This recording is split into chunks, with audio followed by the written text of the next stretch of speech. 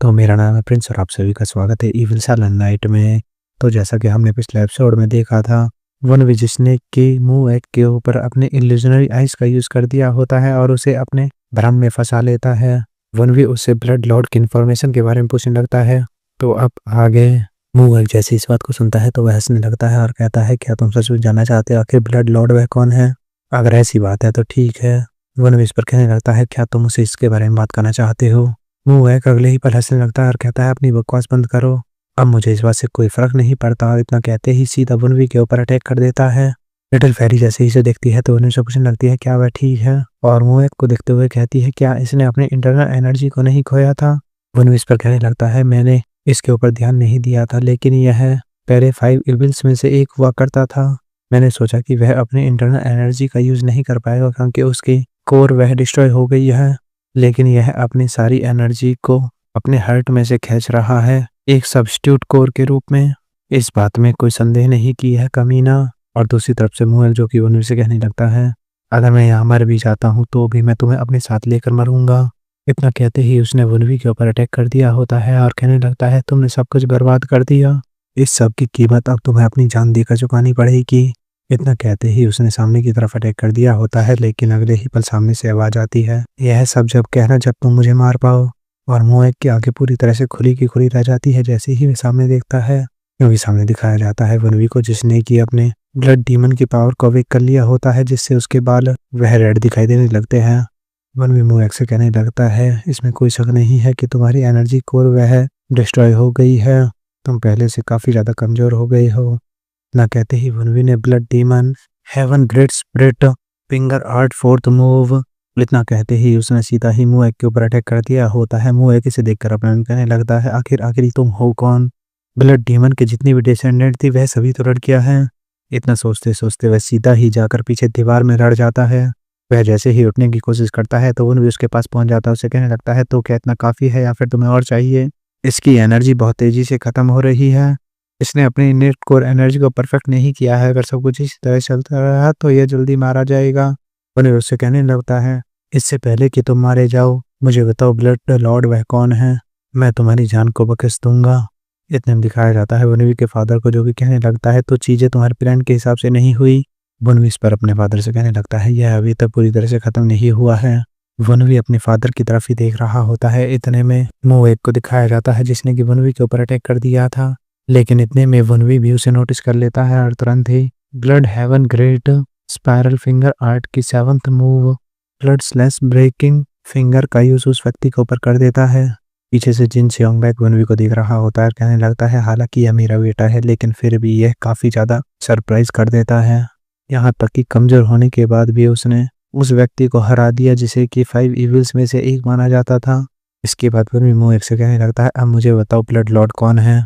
इस पर मुंह एक थोड़ा सा ऊपर वनवी की तरफ देखता है और कहने लगता है, ये आंखें, आखिर तुम्हारी आंखें उसके जैसी क्यों है? वनवी भी तुरंत ही से देखने लगता है और कहता है, क्या मेरे आंख के ऊपर से बैच हट गया?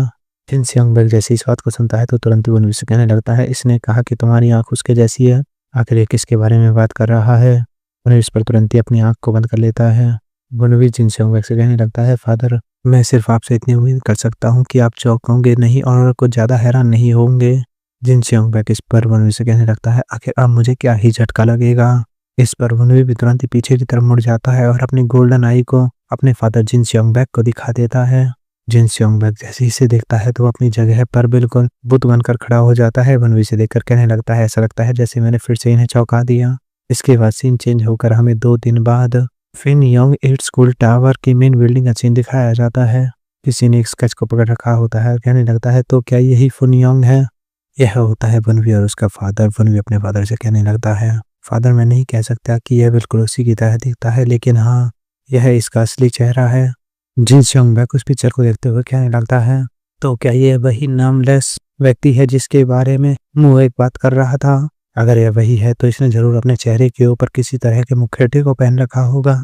अगर तुम जो कह रहे हो वह सच है तो तुम्हारी आंख के जैसी पावर वह बाउंग नाम वैली के अंदर से होनी चाहिए। वनवी इस पर कहने लगता है, मैं भी इसके बारे में इसी तरह से सोचता हूँ, और यह गोल्डन आइज वाला पर्सन यह मूसान सेक्ट से रिलेटेड हो सकता है। मूसान सेक्ट का नाम सुनते ही वनवी कहने लगता है, तो क्या यह वही ताओइस्ट सेक्ट नहीं है जिसे कि एराडिकेट कर दिया गया था। मैंने तो इसके बारे में यह भी सुना था कि वह अपनी स्किल्स में इतने ज़्यादा निपुण थे कि वह मुर्दों को भी हिला सकते थे।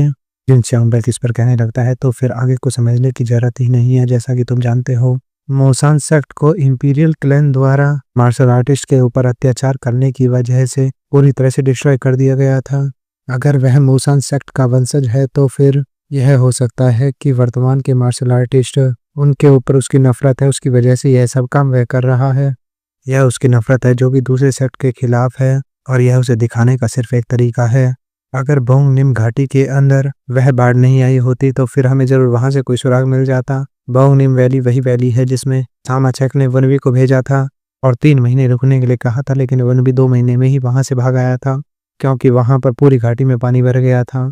वनवी जिन श्योंग की सारी बातों को सुनने के बाद अपने मन में कहने लगता है, इनकी बातें पूरी तरह से सही लग रही है। अगर वह गोल्डन आइस वाला व्यक्ति वह मोसान सेक्ट से है तो, लेकिन हमारे पास कोई भी ठोस सबूत नहीं है, इसलिए हम इतनी जल्दी रिजल्ट पर नहीं पहुंच सकते। अभी के लिए उसकी पहचान के बारे में भूल जाता हूँ। सबसे पहले यहाँ पर कुछ ऐसा है जो कि मुझे अभी भी समझ में नहीं आया है। उसने रातों रात कुल्लून को पूरी तरह से डिस्ट्रॉय कर दिया। उसकी मार्शल पावर्स वह 8 मास्टर्स और 4 इविल डोर से भी ज़्यादा थी। कोई इतना ज़्यादा पावरफुल व्यक्ति जो कि 5 इविल्स में से एक, उसके अंदर भी इतना ज़्यादा डर बैठा सकता है, तो फिर आखिर वह पर्दे के पीछे छिपकर इतने चोरी चोरी काम क्यों कर रहा है? मैं इसके बारे में निश्चित रूप से नहीं कह सकता, लेकिन हम जल्द ही इसके बारे में कोई ना कोई सुराग ढूंढ लेंगे। उस मुन योंग द्वारा लाया गया ब्लड कल्ट के अंदर एक जासूस, मुझे यह पता लगाना होगा कि दोनों सुप्रीम्स में से ब्लड लॉर्ड आखिर कौन है और उसी से मुन योंग की इन्फॉर्मेशन के बारे में पूछना होगा। जिन श्योंग बैक वनवी से कहने लगता है, क्या तुम्हें अपने फादर की हेल्प की जरूरत पड़ेगी? इस पर वनवी मना कर देता है और कहने लगता है, यह ठीक है। क्या आपने यह नहीं कहा कि आपको मूसंग पैलेस के अंदर जितने भी स्पाई छिपे हुए हैं उन सभी को बाहर निकालना है? इस पर जिन श्योंग बैक कहने लगता है कि तुम मेरे कामों की चिंता मत करो, इससे कोई फर्क नहीं पड़ता कि मूसियोंग कैसल वह कितना ज़्यादा इम्पोर्टेंट है। मेरे एक लौते बेटे से ज़्यादा मायने कुछ भी नहीं रखता मेरे लिए। इस पर वनवी कहने लगता है, फादर अगर मैं ऐसे दिखता भी हूँ फिर भी मैं अभी फ़िलहाल का ब्लड डीमन हूँ। मुझे लगता है कि अभी मुझे अपनी पहचान उजागर करना वह काफ़ी ज़्यादा जल्दबाजी हो सकती है। अभी तक मैंने ब्लड सेक्ट को भी एक जगह पर यूनिफाइड नहीं किया है। मुझे बस इस बारे में चिंता है कि मेरी वजह से आपकी सिचुएशन पर फ़र्क पड़ सकता है। जिन श्योंग इस पर कहने लगता है कि तुम्हें इस बारे में चिंता करने की ज़रूरत नहीं है, तुम सिर्फ अपने गोल के ऊपर फोकस रखो। वह वनवी की तरफ एक बैच को पकड़ा देता है और कहने लगता है कि इसे रख लो, मैं और फुंग योंग 8 स्कूल हमारे ही तुम्हारे सपोर्ट में खड़ा रहेगा। यह फुन योंग 8 स्कूल के सेक्ट लीडर का टोकन है। मैं हमेशा से ही तुम्हें यह देना चाहता था, मुझे कभी भी मौका नहीं मिला है एक वाइस लीडर का टोकन बनाने का। इसके साथ तुम कभी भी मूसियांग कैसल और कोई भी नज़दीकी ब्रांच में जाकर सहायता मांग सकते हो। वनवी इस पर अपने फादर का हाथ पकड़ लेता है और कहने लगता है, मेरे पास भी कुछ है आपको देने के लिए। वनवी ने वही अपनी मदर का पेंडेंट वह जिन श्योंग को दे दिया होता है और कहने लगता है, मदर चाहती थी कि आपके पास हमेशा ही यह रहे। जिन श्योंग इस पर कहने लगता है, अच्छा ऐसा है तो ठीक है, मैं हमेशा ही इसे अपने सबसे ज़्यादा पास रखूँगा। इसके बाद वनवी अपने फादर से कहने लगता है, मेरी आपसे एक और विनती है। जिन श्योंग कहने लगता है, जो तुम चाहते हो तुम बेझिझक इसके बारे में कह सकते हो। भले ही वह आपकी लड़की नहीं हो सकती, पर यंग यंग वह हमेशा ही मेरे लिए मेरी प्रीशियस छोटी बहन रही है। अगर वह कभी फ्यूचर में हॉन्गसन सेक्ट को छोड़ती है तो मैं उम्मीद करूंगा कि वह मेरी वजह से कभी भी कोई बेकार सिचुएशन में नहीं पड़ेगी। जिन श्योंग इस पर कहने लगता है, इसके बारे में चिंता मत करो, अगर वह हारियों की बेटी है तो इसका मतलब वह मेरी भी बेटी है। अगर ऐसी कोई सिचुएशन आती है तो मैं हमेशा ही उसकी सेफ्टी करूंगा। उन्हें इस पर धन्यवाद कहता है और कहने लगता है, और आखिरी बात जिसके ऊपर मैं आपसे सलाह लेना चाहता हूँ, मैं वोलाग स्वॉर्ड ट्रायल को पास करना चाहता हूँ, चाहे कुछ भी हो जाए, जो कि कल होने वाला है। जिन श्योंग किसे सुनते ही चौंक जाता है और कहने लगता है, वोलाग स्वॉर्ड ट्रायल तो क्या यह पहले से ही कल है? जिन श्योंग वनवी से कहने लगता है, तुम पहले ही से महसूस कर चुके होंगे कि वोलाग स्वॉर्ड वह पूरी तरह से डिफरेंट है 8 मास्टर्स और 4 ग्रेट इविल डोर्स से, क्योंकि वो कहते हैं कि मैच के दौरान कभी भी जिंदगी और मौत नहीं देखी जाती, तो इसलिए तुम्हें अपनी जान को जोखिम में डालकर फाइट करनी होगी। वोलाग स्वॉर्ड की बेटी, क्या तुम उससे प्यार करते हो? क्या तुम मानते हो कि इसके लिए अपनी जान जोखिम में डालना यह ठीक है? और यहाँ पर यह लोग वोलाग स्वॉर्ड में है सामा चेक के बारे में कह रहे होते हैं।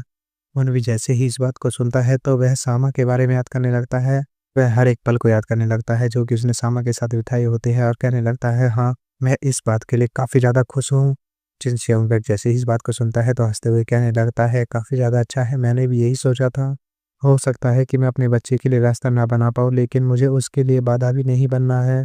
जिन श्योंबेक इस पर कहने लगता है, क्या तुम इसके लिए रेडी हो? कुछ भी शुरू करने से पहले मैं तुम्हें बता दूँ कि मैं विंड शैडो 8 स्ट्राइक तुम्हें सिखाऊँगा। यह हमारे क्लैन की सुप्रीम टेक्नीक है। मन भी जैसे ही इसे सुनता है तो कहने लगता है, वह तूफ़ान जैसी टेक्निक क्या मैं इसे सीख सकता हूँ? लेकिन इससे पहले कि मैं तुम्हें इसे सिखाऊँ, हर एक मार्शल आर्ट वह अपनी कल्टीवेशन टेक्निक के हिसाब से एनर्जी प्रोड्यूस करती है।